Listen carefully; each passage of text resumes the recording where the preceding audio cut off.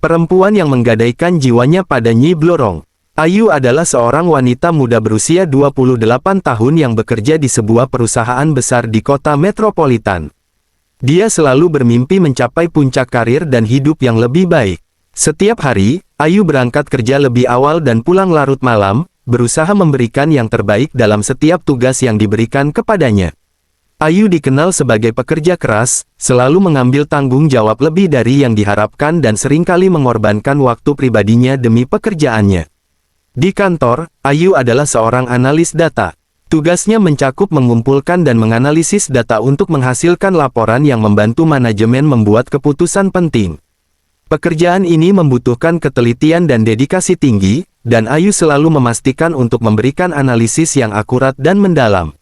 Meskipun demikian, dia merasa usahanya tidak pernah cukup dihargai. Setiap kali ada promosi atau bonus yang dibagikan, Ayu selalu terlewatkan. Rekan-rekannya yang tampak lebih sedikit bekerja justru sering kali mendapat pengakuan lebih, mungkin karena mereka lebih pandai bersosialisasi dengan atasan. Di sisi lain, kehidupan pribadi Ayu juga tidak memberikan kepuasan yang diharapkannya. Karena terlalu fokus pada pekerjaan, dia tidak memiliki banyak waktu untuk bersosialisasi atau mencari pasangan. Teman-temannya sudah mulai menikah dan membangun keluarga, sementara Ayu merasa tertinggal jauh di belakang. Ketika mereka bertanya kapan giliran Ayu, dia hanya bisa tersenyum dan berkata, mungkin nanti, setelah karirku stabil. Namun, dalam hati, Ayu merasa hampa dan kesepian. Setiap malam, setelah pulang kerja, Ayu sering duduk di apartemennya yang kecil dan menatap keluar jendela. Dia merenungkan betapa kerasnya dia bekerja, namun kehidupan tampak tidak memberikan imbalan yang setimpal. Ayu merasa hidupnya stagnan, tidak ada promosi yang dia nantikan, tidak ada pencapaian besar yang membuatnya bangga. Bahkan di saat dia mendapatkan pujian atas pekerjaannya, itu hanya sekadar basa-basi yang tidak disertai dengan kenaikan gaji atau posisi yang lebih tinggi. Meski demikian, Ayu tetap berusaha bersikap positif. Dia sering membaca buku motivasi dan mengikuti seminar pengembangan diri, berharap menemukan pencerahan tentang bagaimana mencapai kesuksesan yang dia impikan. Namun, semakin banyak dia mencari jawaban, semakin besar rasa tidak puas yang dia rasakan. Ayu mulai bertanya-tanya apakah dia telah membuat pilihan yang salah dalam hidupnya. Apakah bekerja keras di perusahaan ini benar-benar jalan yang tepat untuk mencapai kebahagiaan? Atau mungkin, dia hanya perlu mengubah cara pandangnya terhadap hidup dan merelakan beberapa ambisinya. Pada suatu sore yang sunyi, Ayu memutuskan untuk berjalan-jalan di sebuah taman kota yang jarang dikunjungi. Taman itu terletak di pinggiran kota, sedikit tersembunyi di antara gedung-gedung tua yang telah lama ditinggalkan. Hari itu, Ayu merasa sangat lelah dan frustasi setelah minggu yang panjang tanpa adanya perubahan yang berarti dalam kariernya. Dia merasa butuh waktu untuk merenung dan mencari ketenangan. Saat berjalan di antara pepohonan yang rindang, Ayu melihat sebuah bangku taman tua yang tampak terabaikan. Di sana, dia duduk sambil memandangi langit sore yang mulai berubah menjadi keemasan. Tidak ada orang lain di sekitarnya, hanya suara angin yang berbisik di antara dedaunan dan beberapa burung yang berkicau. Tiba-tiba, suasana di taman itu berubah menjadi aneh, udara terasa lebih dingin, dan suara burung pun lenyap. Ayu merasakan getaran aneh di udara dan mendapati dirinya menjadi semakin waspada. Saat itulah, dari bayangan pepohonan, muncul sosok seorang wanita cantik dengan aura yang memikat namun misterius. Wanita itu mengenakan pakaian tradisional Jawa dengan kain batik yang indah, dan kulitnya tampak bersinar dalam cahaya redup sore hari.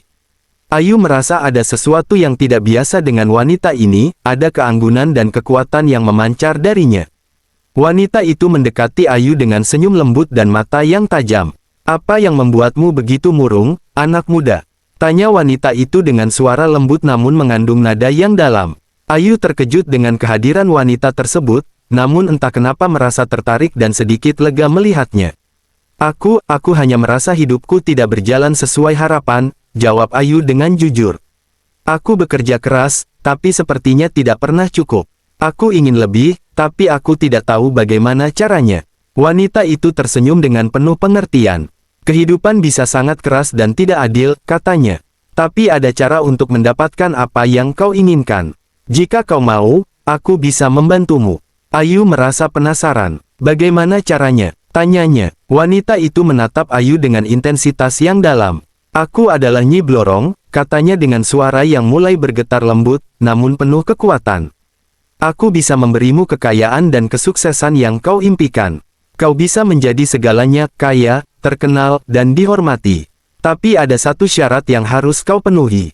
Ayu merasa napasnya tertahan. Dia pernah mendengar legenda tentang Nyi Blorong, sosok mistis yang seringkali diasosiasikan dengan kekayaan dan kekuatan gaib. Apa syaratnya? Tanyanya dengan suara bergetar. Nyi Blorong tersenyum penuh arti. Kau akan memiliki segala yang kau inginkan selama 10 tahun, jelasnya. Namun setelah itu, aku akan datang untuk menagih jiwamu. Kau harus menyerahkannya kepadaku. Ayu terdiam. Tawaran itu terdengar menggoda, tapi juga menakutkan. Namun, dia merasa hidupnya saat ini sangat monoton dan penuh dengan rasa frustrasi. Kesempatan untuk meraih kesuksesan dan kekayaan dalam waktu dekat sangat menggoda, terutama ketika dia merasa sudah mencoba segalanya dan tidak ada yang berhasil. Setelah beberapa detik yang terasa seperti selamanya, Ayu akhirnya mengangguk. Aku setuju, katanya dengan suara tegas. Aku akan menerima tawaranmu. Nyi Blorong tersenyum puas. Bagus, katanya. Ingatlah, 10 tahun dari sekarang aku akan kembali untuk menagih jiwamu.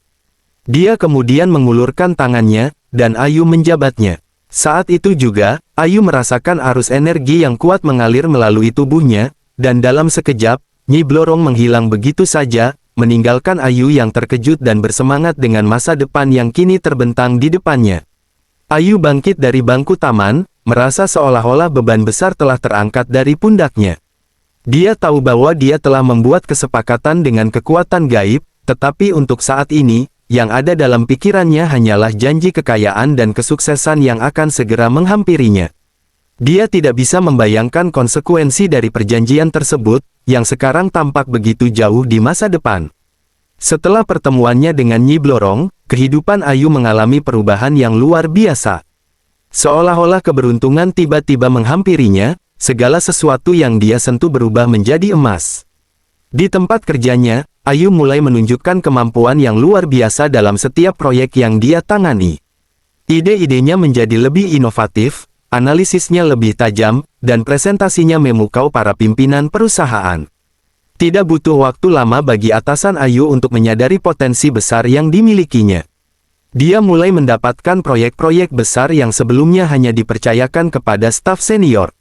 Dalam waktu singkat, Ayu dipromosikan menjadi manajer proyek, sebuah posisi yang memberinya tanggung jawab lebih besar dan tentu saja, gaji yang jauh lebih tinggi. Keputusan-keputusannya yang cerdas dan berani dalam mengelola proyek membuat perusahaan mendapatkan keuntungan besar, dan Ayu pun mendapatkan bonus yang signifikan sebagai penghargaan.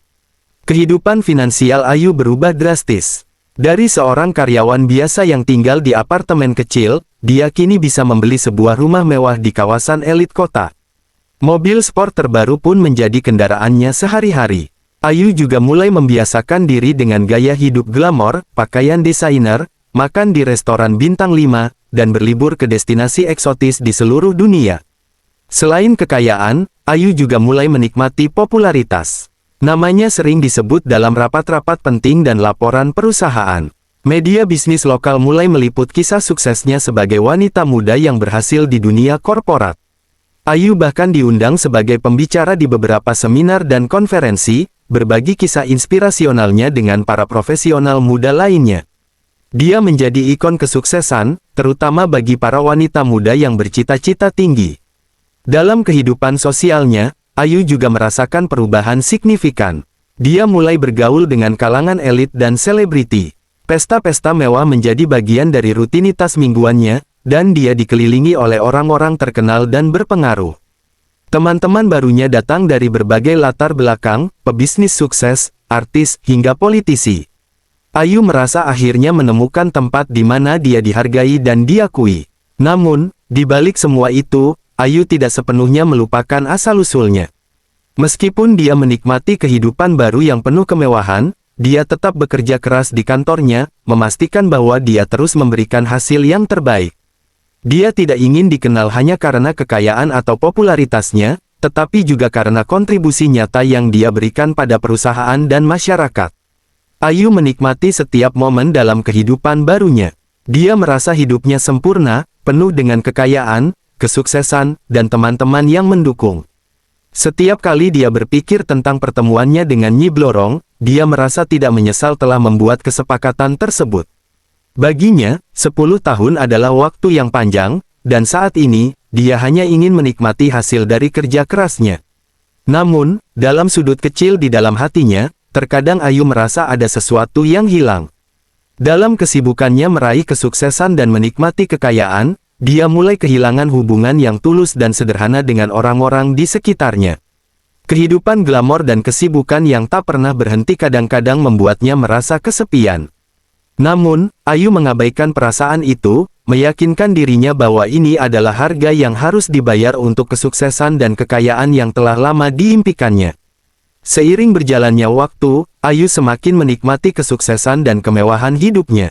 Namun, mendekati tahun ke-10 dari perjanjiannya dengan Nyi Blorong, kehidupan yang sempurna itu mulai dihantui oleh kejadian-kejadian aneh yang menyeramkan.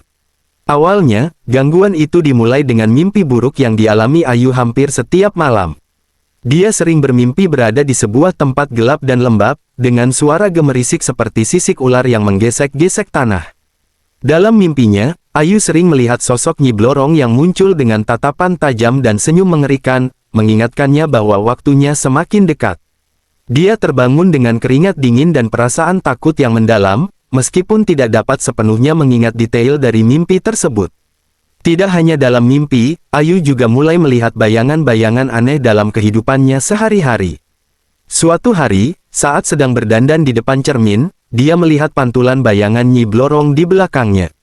Wajah cantik namun menyeramkan itu tersenyum padanya melalui cermin, meskipun ketika Ayu menoleh ke belakang, tidak ada siapapun di sana. Peristiwa ini membuatnya merinding, namun Ayu mencoba meyakinkan dirinya bahwa itu hanya imajinasi akibat stres kerja. Namun, kejadian-kejadian aneh semakin sering terjadi. Ketika Ayu berjalan di rumah mewahnya yang sepi, dia mulai mendengar bisikan-bisikan mengerikan. Suara-suara itu terdengar samar, memanggil namanya atau berbisik tentang kesepakatan yang telah dia buat. Terkadang, dia mendengar suara sisik ular yang berdesir di lantai, meskipun dia tidak menemukan apa-apa saat memeriksanya. Ayu mencoba mengabaikan suara-suara itu, tetapi mereka semakin sering dan semakin jelas, membuatnya merasa seolah-olah dia tidak pernah sendirian. Puncaknya terjadi pada suatu malam ketika Ayu pulang dari sebuah acara pesta. Saat masuk ke dalam rumah, dia merasakan suasana yang berbeda, udara terasa lebih dingin dan gelap meskipun semua lampu telah dinyalakan. Saat Ayu berjalan menuju ruang tamu, tiba-tiba lampu-lampu padam. Dalam kegelapan, dia mendengar suara tawa halus namun menyeramkan yang mengenakan, membuat bulu kuduknya meremang. Tiba-tiba, seberkas cahaya biru kehijauan muncul di ruangan itu, memperlihatkan sosok Nyi Blorong yang berdiri di sudut ruangan. Wajahnya yang cantik tampak menakutkan dalam cahaya itu, dan matanya bersinar dengan kilauan licik. Waktunya hampir tiba, Ayu, katanya dengan suara yang lembut namun penuh ancaman. Aku akan datang untuk menagih apa yang menjadi hakku. Ayu merasa lututnya lemas dan jantungnya berdebar kencang. Dia mencoba untuk berbicara, tetapi suaranya tercekik di tenggorokannya. Tidak, aku masih butuh waktu. Ayu tergagap, namun Nyi Blorong hanya tersenyum dingin. Tidak ada yang bisa menghentikan waktu, anak muda, jawab Nyi Blorong dengan tenang. 10 tahun adalah perjanjian yang kau setujui, dan sebentar lagi, jiwamu akan menjadi milikku. Dengan kata-kata itu, Nyi Blorong menghilang, meninggalkan Ayu yang terguncang dan ketakutan. Kegelapan di rumahnya pun memudar, dan lampu-lampu kembali menyala. Ayu terjatuh di lantai, gemetar ketakutan. Dia menyadari bahwa waktu yang tersisa semakin sedikit, dan teror dari Nyi Blorong hanya akan semakin sering dan intens. Kejadian itu menjadi puncak dari serangkaian teror yang Ayu alami. Dia mulai merasa terjebak dalam perjanjian yang dia buat bertahun-tahun lalu, dan kini, konsekuensi dari keputusannya mulai menghantuinya. Ayu tahu bahwa dia harus mencari cara untuk membatalkan perjanjian tersebut sebelum waktunya habis, atau dia akan kehilangan jiwanya selamanya. Diliputi rasa takut yang semakin hari semakin membesar, Ayu merasa harus melakukan sesuatu untuk menyelamatkan dirinya dari kesepakatan yang mengerikan dengan Nyi Blorong. Dia memutuskan untuk mencari bantuan dari orang-orang yang memiliki pengetahuan tentang hal-hal mistis. Setelah menyelidiki dan mendapatkan beberapa referensi, Ayu menemui seorang paranormal terkenal di kota yang disebut-sebut memiliki kemampuan untuk berhubungan dengan dunia spiritual. Paranormal tersebut, seorang pria tua yang dipanggil Pak Derajat, mendengarkan cerita Ayu dengan seksama. Setelah mendengar semuanya, dia menghela napas panjang.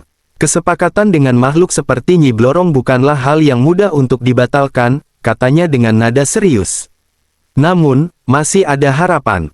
Kau harus melalui serangkaian ritual dan ujian untuk mencoba membatalkan perjanjian tersebut. Tapi ingat, ini akan sangat berbahaya dan memerlukan pengorbanan besar. Ayu, dengan tekad yang bulat, setuju untuk menjalani apapun yang diperlukan. Pak Derajat kemudian menjelaskan 3 langkah utama yang harus Ayu jalani. Langkah pertama adalah ritual penyucian jiwa, yang bertujuan untuk membersihkan Ayu dari pengaruh negatif dan memperkuat jiwanya sebelum menghadapi Nyi Blorong. Ritual ini dilakukan di sebuah tempat keramat di pegunungan, di mana Ayu harus berendam di air suci dari mata air alami yang dipercayai memiliki kekuatan pembersihan. Selama proses ini, Ayu harus melantunkan mantra-mantra yang diberikan oleh Pak Derajat, sambil membakar dupa dan melepaskan persembahan berupa bunga dan makanan ke dalam air. Saat melakukan ritual ini, Ayu merasakan tubuhnya menjadi ringan, seolah-olah beban berat yang selama ini dia rasakan perlahan menghilang. Namun, dia juga merasakan energi yang aneh, seolah-olah ada kekuatan besar yang mengalir dalam dirinya. Langkah kedua adalah ujian cermin kebenaran, di mana Ayu harus menghadapi bayangan dirinya sendiri dan segala kesalahan serta dosa yang pernah dia lakukan. Pak Derajat membawa Ayu ke sebuah ruangan gelap yang hanya diterangi oleh cahaya lilin. Di tengah ruangan, ada sebuah cermin besar. Ayu harus berdiri di depan cermin dan menatap bayangannya sendiri sambil menyebutkan semua kesalahan yang pernah dia buat, termasuk kesepakatan dengan Nyi Blorong. Cermin itu kemudian menunjukkan refleksi yang tidak hanya berupa wajah Ayu, tetapi juga semua kejadian buruk dan pilihan keliru yang pernah dia buat. Ayu melihat bayangan dirinya yang penuh dengan kesedihan, keserakahan, dan ketakutan. Dia harus menerima semua itu dan memohon ampun pada dirinya sendiri. Momen ini sangat menyakitkan dan emosional, tetapi juga merupakan langkah penting untuk menyadari dan melepaskan semua keburukan dalam dirinya. Langkah terakhir dan paling berbahaya adalah menghadapi Nyi Blorong sendiri. Pak Derajat memperingatkan bahwa ini adalah bagian yang paling berisiko, karena Ayu harus bertarung untuk merebut kembali jiwanya. Untuk ini, Pak Derajat memberikan Ayu sebuah keris pusaka yang diikatkan dengan doa dan mantra perlindungan. Dia juga memberikan beberapa benda pelindung seperti gelang dari akar pohon keramat dan minyak wangi khusus yang dipercaya bisa menghalau kekuatan jahat. Pada malam yang telah ditentukan, Ayu pergi ke tempat di mana dia pertama kali bertemu dengan Nyi Blorong. Di sana, dia melakukan ritual pemanggilan dengan menyalakan lilin-lilin khusus dan membacakan mantra-mantra yang telah diajarkan. Nyi Blorong muncul dari kegelapan dengan aura yang lebih menakutkan daripada sebelumnya. Wajahnya yang cantik tampak penuh dengan dendam dan amarah. "Aku datang untuk menagih janjimu, Ayu," kata Nyi Blorong dengan suara yang menggema. Ayu, dengan tangan yang gemetar, mengangkat keris pusaka tersebut. "Aku tidak akan menyerahkan jiwaku. Aku menolak perjanjian ini," teriaknya dengan suara penuh keberanian, meskipun hatinya berdebar kencang. Nyi Blorong tertawa sinis. "Kau pikir bisa membatalkan perjanjian ini dengan mudah? Kau harus siap menanggung konsekuensinya." Pertarungan pun dimulai. Nyi Blorong menyerang Ayu dengan kekuatan gaibnya, menciptakan ilusi dan mengendalikan bayangan di sekitar mereka. Ayu merasakan tubuhnya melemah, tetapi dia terus berjuang, mengandalkan keris pusaka dan mantra-mantra pelindung yang diajarkan oleh Pak Derajat. Dalam momen kritis, Ayu menggunakan minyak wangi yang diberikan Pak Derajat, mengoleskannya di tubuhnya untuk menghalau serangan Nyi Blorong. Dengan keberanian dan tekad yang kuat, Ayu akhirnya berhasil menusukkan keris pusaka ke bayangan Nyi Blorong. Suara jeritan mengerikan terdengar, dan Nyi Blorong perlahan menghilang dalam asap hitam yang tebal. Sebelum lenyap, Nyi Blorong memandang Ayu dengan tatapan penuh kebencian dan berkata, "Ini belum berakhir, Ayu. Kau mungkin telah menyelamatkan jiwamu sekarang, tapi bayangan kesepakatan ini akan terus menghantuimu." Setelah Nyi Blorong menghilang, Ayu jatuh terduduk, kelelahan dan terguncang. Namun, dia merasakan perasaan lega. Dia tahu bahwa dia telah berhasil menyelamatkan jiwanya, meskipun dengan pengorbanan besar dan menghadapi ketakutan terbesarnya. Ayu pulang ke rumah dengan perasaan campur aduk. Dia sadar bahwa meskipun berhasil membatalkan perjanjian dengan Nyi Blorong, bayangan dari kesepakatan itu mungkin akan terus menghantuinya. Namun, dia juga tahu bahwa dia telah menunjukkan kekuatan dan keberanian yang tidak pernah dia duga sebelumnya. Dengan itu, Ayu bertekad untuk menjalani hidupnya dengan lebih bijaksana dan penuh rasa syukur, menghargai setiap momen dan keputusan yang dia buat di masa depan.